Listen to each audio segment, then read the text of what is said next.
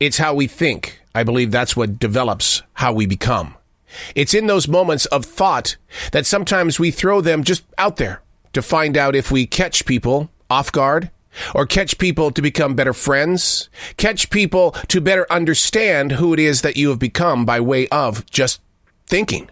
Hey, it's Arrow. This is The Choice. This is what I was writing while the sun was waking up on a brilliant new day. It's been a while since I've been invited to write through a shadow.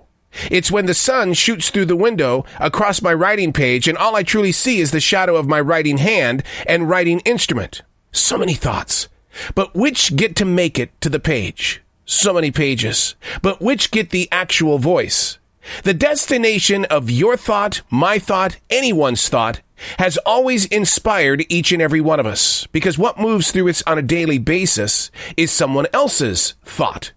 Energy is a contagious connection. A good example, the Sklar brothers are a comedy team. What they experience out there on that road becomes a conversation with me, with you if you see them live in concert. We take those conversations and we push them outward. It reaches everywhere. Here's something I want you to think about. We are moved because somebody before us moved. Energy doesn't end, it evolves. It can take a viewed shape and allow it to move through anybody in any area, in any direction. What was once positive can easily become a negative or questionable. A thought or energy unused can be just as damaging, or it can be clearly a great idea to not the present, but a different time. There's energy moving through each and every one of us at all times. Now, I don't know if you've ever used this thing called the Bod Pod.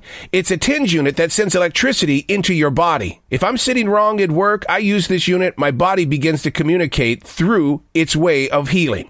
Our daily goal is to create positive energy, but the problem is that there's so much noise and so much weight in the world that what we're developing is negative energy. And the goal is to try to figure out who is putting words into your thoughts. Because once those thoughts develop into a movement or an energy source, it is what's controlling everything that becomes your choice. And when you make a choice that is difficult, we put ourselves in a destination of returning to what, page 1? Or are we trying to write pages that don't exist? The destination of a thought always inspires me because it's part of a journey. But if we waste our time tearing apart a simple thought to locate its reason and roots, we'll never reach the destination of how it was or why the thought even took over us. Where then is the inspiration if history isn't part of the process? It's history moving forward.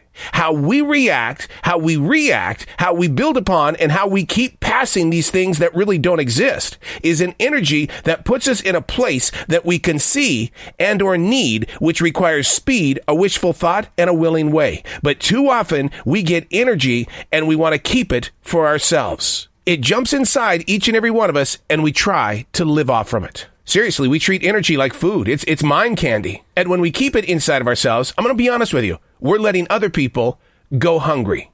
Allowing energy to move through you is a gift, not a requirement. The universe doesn't hang banners across the highway saying, hey, I'm going to share with you today. The universe is allowing you to borrow what is in that moment of thought, what is inside that energy, and it's letting you say, look, read it and pass it forward. Let it grow outward from each and every one of us. Speak to it and be inspired by it.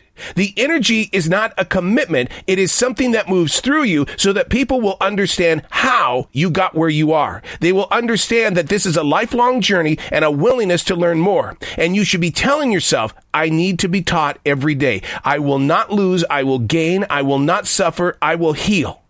The partnership of your mind, body, and soul needs that energy in order to survive, but you can't keep it inside that system of choice. You've got to be able to let it go and let it reach somebody else. By way of you, somebody else's life will change. And that does not mean that only the preacher man up there in the pulpit is the one that brings people to a living and loving universe in Christ. You have the ability to change other people as well, but you've got to let that energy grow. It's got to be able to provide fruit for not only you, but it's also going to provide inspiration for others who need the same exact purpose and plan in their own personal lives. Bad energy, how do you deal with that, right? Well, what you can do is put your thoughts on what is necessary. Necessary is living in the moment, being mindful of the present. What is necessary in your life? And I will ask this very deeply.